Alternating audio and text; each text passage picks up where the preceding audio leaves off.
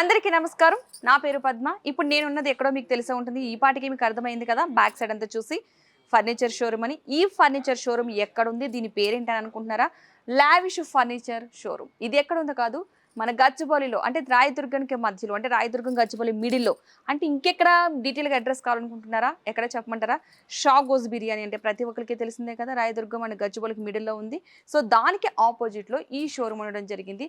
అంటే different offers ఉన్నాయి. Up to 75% వరకు ఆఫర్స్ ఉన్నాయి. చాలా రీజనబుల్ కాస్ట్లో ఈ ఆఫర్ ఉంది. ఓన్లీ దివాళీ వరకు మాత్రమేనట.